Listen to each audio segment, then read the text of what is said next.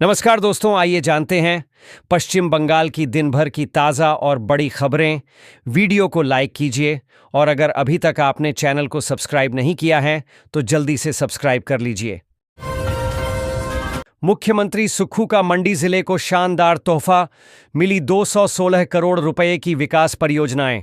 मुख्यमंत्री ने बलद्वादा, भदरौता व गोपालपुर खंड के कुछ क्षेत्र के लिए 54 करोड़ 90 लाख 1,901 रुपए की बहुग्रामीण पाइप पेयजल योजना, सरकाघाट तहसील के रोपा ठाठर में 48 लाख रुपए की लागत से निर्मित आयुर्वेदिक स्वास्थ्य केंद्र भवन, राजकीय वरिष्ठ माध्यमिक पाठशाला बलद्वादा में 1 करोड़ 49 लाख रुपए की लागत से निर्मित विज्ञान प्रयोगशाला, नघेला रेडू कनेड्डक्स सड्डा की 4 करोड़ 93 लाख रुपए की लागत के मेटलिंग टारिंग, नई मोड्डा बरोट बड़ाही बल्ह मेहरा अपर लुधियाना अपर बरोट में 5 करोड़ 70 लाख रुपए से निर्मित सड़क दी। 1 करोड़ को बनाया 2 करोड़, अब 1 के बदले 20 शेयर बांट रही कंपनी। स्टॉक स्प्लिट और बोनस शेयर एक साथ। गुरुवार 14 अगस्त को बीएसई पर यह शेयर अपने पिछले बंद भाव से 5% की गिरावट के साथ 2,833 रुपये 20 पैसे पर बंद हुआ। कंपनी अपने निवेशकों को स्टॉक स्प्लिट और बोनस शेयर बांट रही है। इसकी रिकॉर्ड डेट 22 अगस्त तक है, यानी इससे पहले आपको शेयर खरीदने होंगे। शुभेंदु के खिलाफ एफआईआर दर्ज करने की मांगी अनुमति। संवाददाता, कोलकाता। हाल ही में नबान्न अभियान के दौरान हुए हंगामे को लेकर राज्य सरकार अब विपक्ष के नेता शुभेंदु अधिकारी के खिलाफ एफआईआर दर्ज करना चाहती है, लेकिन कलकत्ता हाईकोर्ट द्वारा लगाई गई रोक के कारण यह संभव नहीं हो पा रहा है। इसलिए राज्य सरकार ने शुभेंदु के खिलाफ याचिका दायर की अनुमति देने की मांग करते हुए कलकत्ता हाईकोर्ट में याचिका दायर की है। सावधान, गंगा में उफान, खतरे के करीब पहुंचा जलस्तर, कई गांव पर बाढ़ का संकट।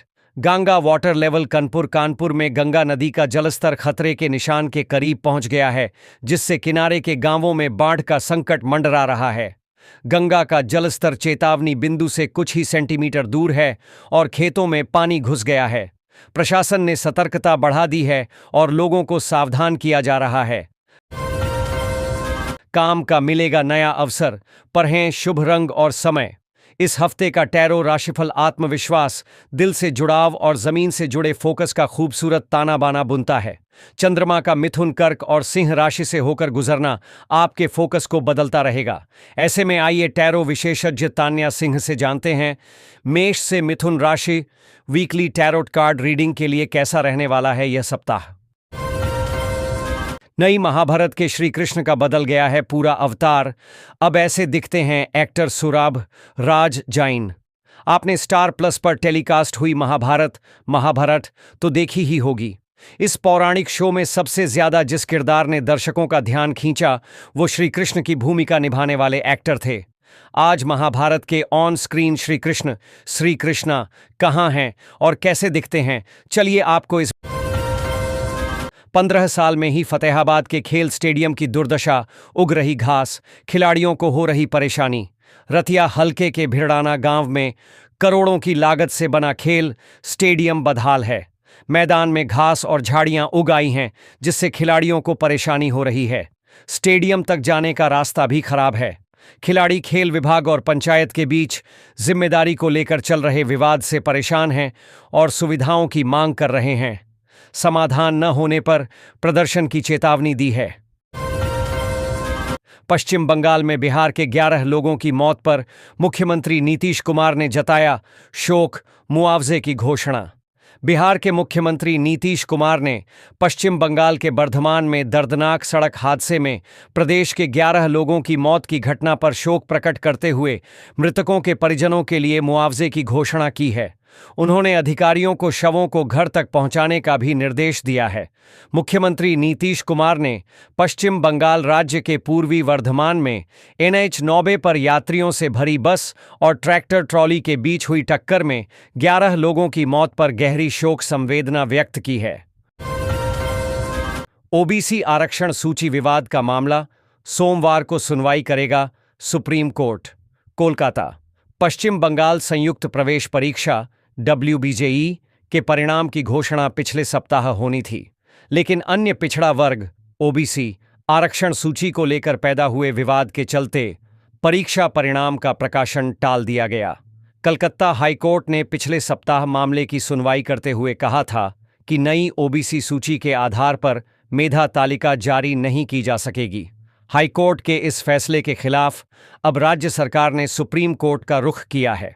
कोलकाता एयरपोर्ट पर यात्रियों के लिए वाईफाई सुविधा की हुई शुरुआत।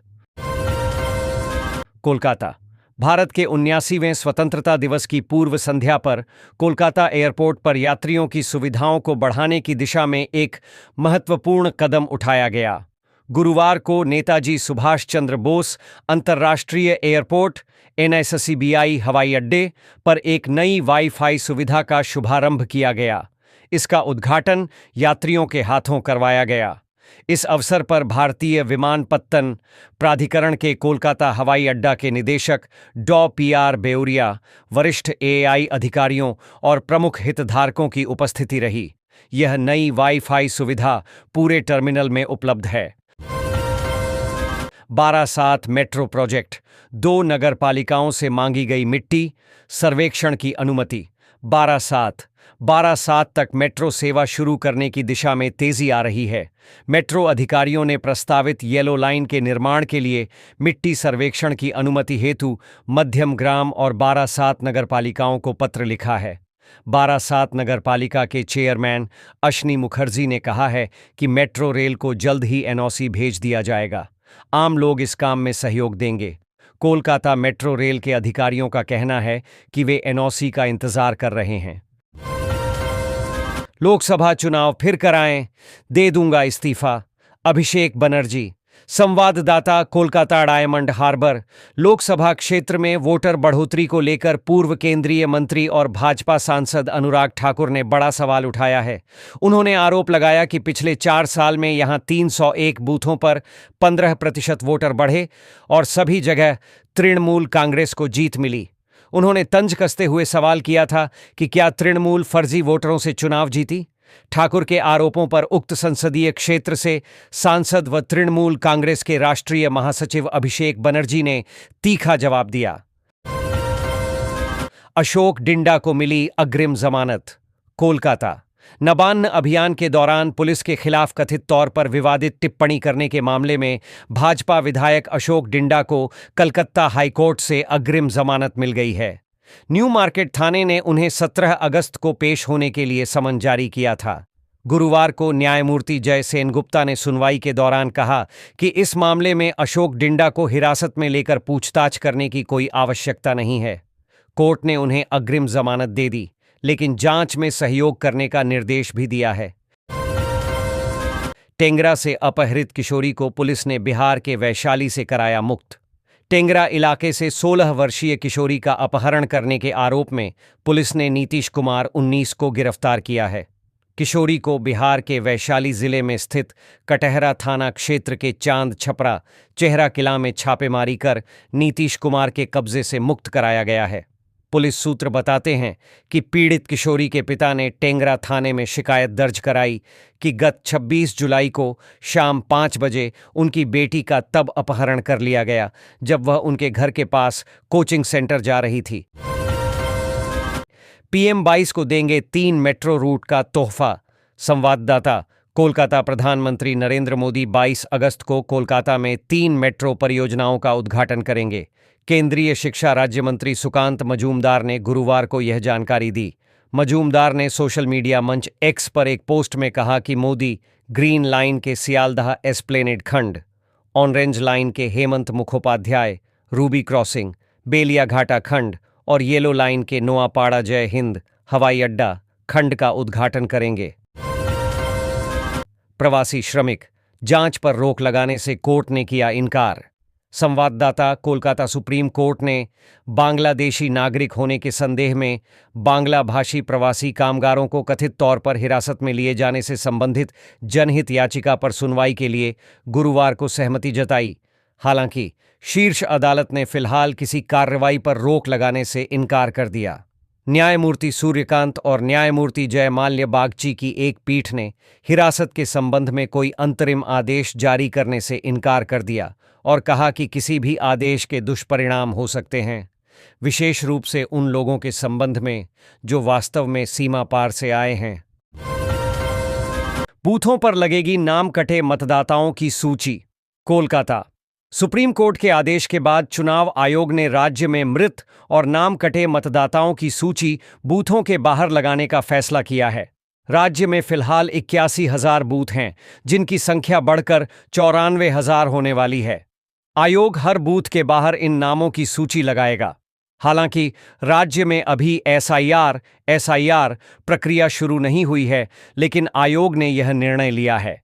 आयोग ने अभी तक यह स्पष्ट नहीं किया है कि नामों को क्यों हटाया जा रहा है, लेकिन प्रत्येक बीएलओ अधिकारी के पास इस संबंध में जानकारी उपलब्ध होगी। किसानों के लिए एक बड़ी योजना लागू किया है। कृषक बंधु योजना किसानों को नकद लाभ और बीमा प्रदान करने में एक बड़ी राहत है। किसानों को अपनी कृषि गतिविधियां जारी रखने के लिए प्रतिवर्ष अनुदान दिया जाता है। इसके अलावा किसान की मृत्यु होने पर परिवार को एकमुश्त मुआवजा दिया जाता है। ये निधियां कृषि व्यय के लिए 10,000 रुपये की वार्षिक मौद्रिक सहायता प्रदान करेंगी। छोटे और सीमांत किसानों को प्रतिवर्ष 4,000 रुपये का भुगतान। किसान 18 से 60 वर्ष की आयु के बीच की मृत्यु के बाद परिवार को मृत्यु लाभ के रूप में 2 लाख रुपये का